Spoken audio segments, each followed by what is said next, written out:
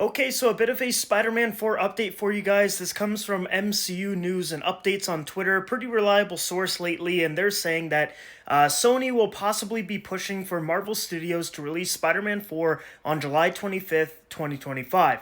And Marvel Studios will be moving Blade to early 2026 and Fantastic Four to a late 2025 release date. Marvel Studios reportedly wants the film to release in May of 2026, which we've heard, because Kevin Feige does not want to release this movie in 2025 because it is packed with films, and he doesn't want his Spider-Man film to be rushed and then have all that competition against it.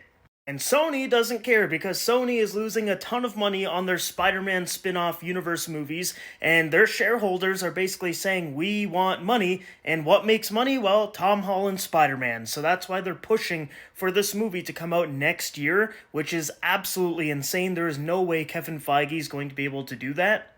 It says the script is officially in the works, but a director is still unknown. We've heard that Sony wants Jon Watts to continue because he has a track record of making critically acclaimed Spider-Man movies that perform really well, but Kevin Feige wants to go a different direction and get a new director.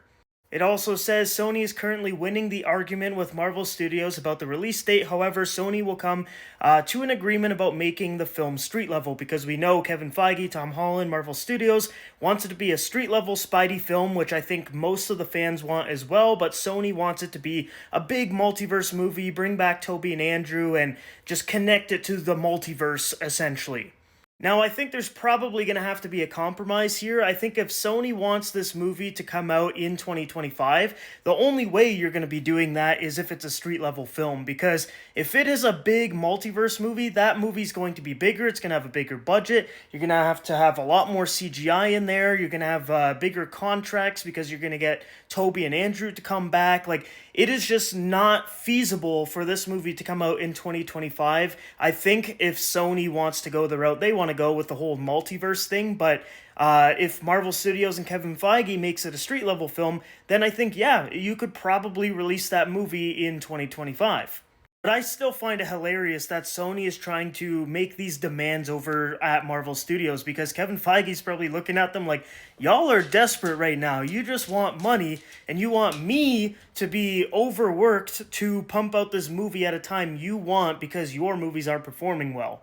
Which is a little ridiculous. Like, I get it, Sony wants their money, the shareholders are probably kind of pissed off, but Kevin Feige can't do everything, you know? He's trying to fix, essentially, the entire MCU right now after he got his power back when Bob Iger came back to Disney. So, for him to be fixing all these projects, working on future projects, Secret Wars, recasting Kang, maybe moving to Doctor Doom, he's got a lot of stuff to do, and Sony over here just nagging like, we need this movie to come out next year, we want money. Kevin Feige's probably like, shut up, just shut up. And like I've been saying before in my other videos, to make Spider-Man 4 multiversal literally makes no sense, because the end of No Way Home was the perfect setup for a street-level Spider-Man film, and if they don't take that setup and actually use it to make a great street-level MCU Spider-Man film, that is a massive wasted opportunity.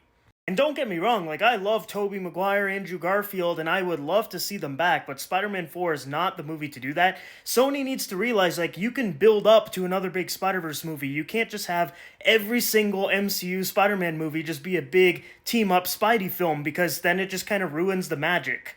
So yeah, I think essentially what's going to happen here, if my prediction is correct, is that Sony will get the release date they want, which is next year. But I think if they get that release date, Kevin Feige's going to tell them, like, hey, you want it to come out in 2025? Well, it's going to be street level. Like, we have to agree on this. You can't get the release date you want and the multiversal movie you want.